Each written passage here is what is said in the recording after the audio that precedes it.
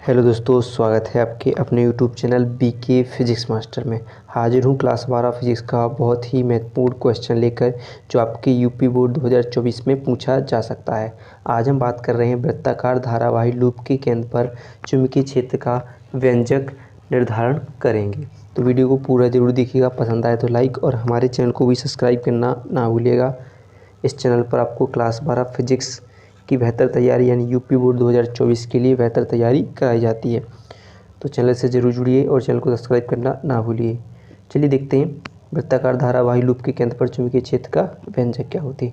तो सबसे मान लेते हैं, सबसे पहले हम कोई एक त्रिज्या यानी ए मीटर त्रिज्या का कोई तार लेते हैं और जिससे क्या बनाते हैं, वृत्ताकार धारावाही लूप बनाते हैं। तो ये वही लिखा है कि माना कि एक तार ए मीटर त्रिज्या की वृत्ताकार लूप के रूप में मोड़ा गया है। एक तार कैसा कि ए मीटर त्रिज्या की वृत्ताकार लूप के रूप में मोड़ा गया है। इसमें क्या किया, इसमें आई धारा प्रवाहित की गई, आई धारा प्रवाहित की। इसमें क्या किया हमने, आई धारा प्रवाहित की। तो क्या होता है, आज जब किसी तार में आई धारा प्रवाहित की जाती है तो उसके चारों ओर एक चुंबकीय क्षेत्र उत्पन्न हो जाता है। तो इसमें भी बात कर रहे हैं, तो हमें लूप के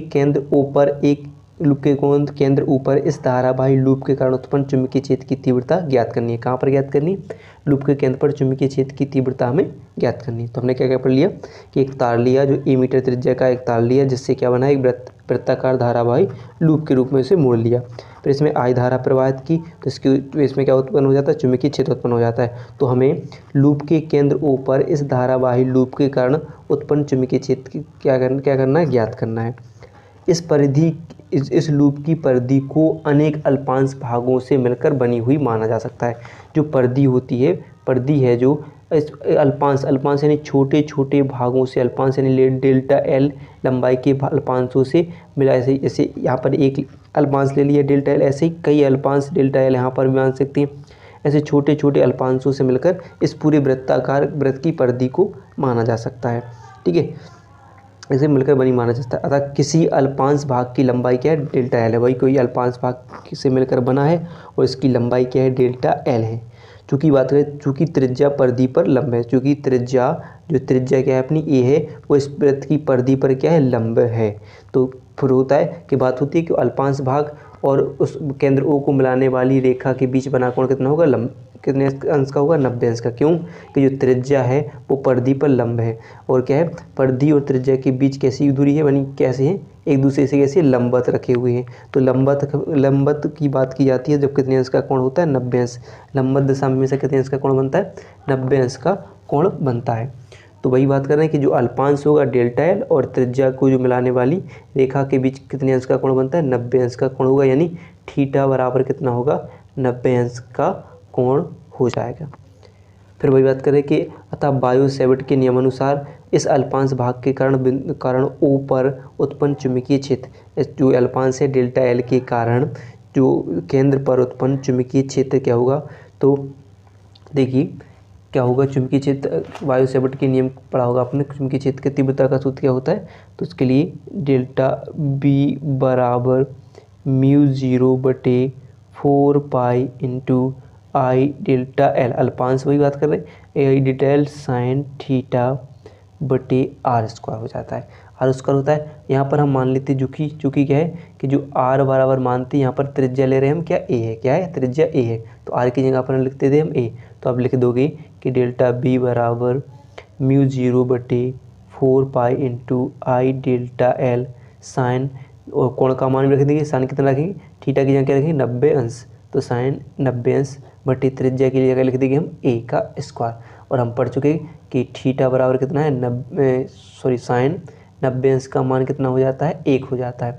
तो आप लिख दोगे कि डेल्टा बी बराबर μ0/4 पाई इंटू क्या होगा, 90 अंश लेंगे तो 1 का गुणा इन सब में होगा, तो क्या वही की वही आ जाएगी, आई डेल्टा एल बटे क्या हो जाएगा, ए स्क्वायर। और इसे मान लोगे आप कोई समीकरण नाम दे देंगे, समीकरण 1 नाम दे देते हैं। ठीक है, समीकरण 1 नाम दे देते हैं, इतनी बात हो जाएगी। तो हमने इतना पढ़ लिया कि माना कि एक तार को किसके, ए मीटर त्रिज्या के वृत्ताकार लूप के रूप में मोड़ दिया गया। उसमें हमने क्या की, आई धारा प्रवाहित की, जिसके कारण लूप के केंद्र ऊपर एक चुंबकीय क्षेत्र के क्या करना है, ज्ञात करना है। ठीक है, और लूप की परिधि पर क्या है, छोटे छोटे अल्पांश की बात कर रहे हैं, तो क्या है, अब देखिए वही बात हो रही कि इस लूप की परिधि पर छोटे छोटे अल्पांश हैं। तो मान लीजिए एक अल्पांश के कारण वैद्युत क्षेत्र क्या है, बी है।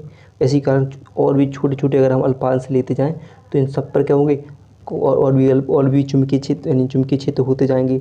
इसी प्रकार हम अगर बात कर दें तो अगर लिख दें कि संपूर्ण लूप पर चुंबकीय क्षेत्र कितने होंगे, तो वो बात करते हैं। तो क्या हो जाएगा, संपूर्ण लूप पर, तो इतना लिख लेते हैं, संपूर्ण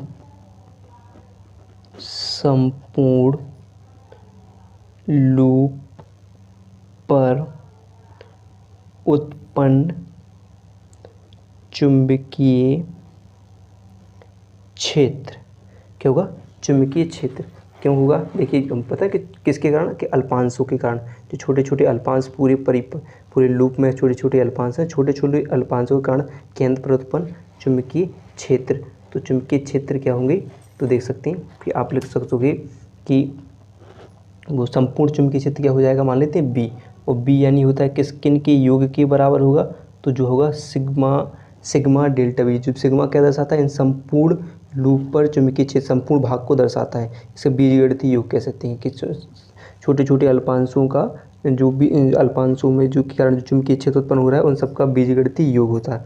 तो अगर आप लिख सकते हो तो क्या होगा, v बराबर, अब सिग्मा तो उसका सिग्मा यानी डेल्टा बी का मान आप क्या सकते, समीकरण 1 से क्या लिखेंगे कि μ0/4 इंटू क्या होगा आई डेल्टा। अब देखिए 4 इंटू क्या होगा a² लिख देंगे। और आपका जो सिग्मा है वो समाकलन किसके रूप में लग जाएगा, किसके रूप में, सिग्मा किसके रूप में चलेगा, डेल्टा एल यानी छोटे छोटे अल्पांशों के सदिश योग मतलब छोटे छोटे अल्पांशों का बीजगणितीय योग, वही क्या बताया उसमें, चुंबकीय क्षेत्र के बराबर होगा।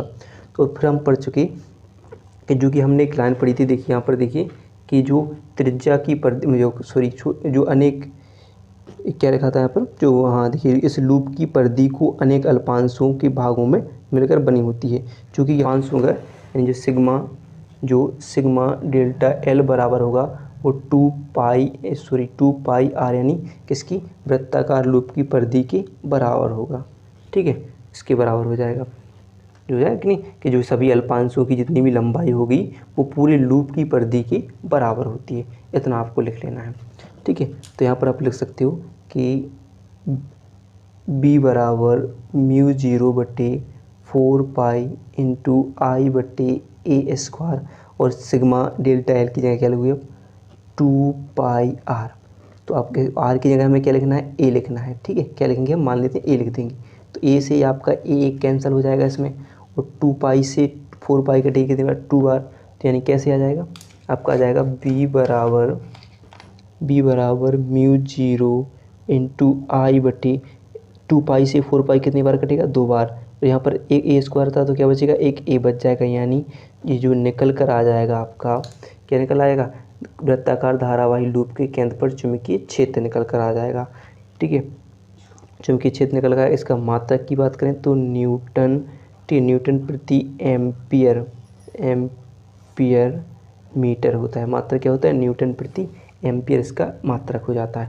तो यहाँ पर जो बात समझ आई तो जाएगा, जो सिग्मा क्या था, डेल्टा एल था, वो किसके बराबर था, परिधि के बराबर था। ठीक है, तो इसका आंसर आ जाएगा, जो भी इसका है मान निकल कर आ जाएगा। वीडियो पसंद आई हो तो वीडियो को लाइक और चैनल को सब्सक्राइब करना ना भूलिएगा।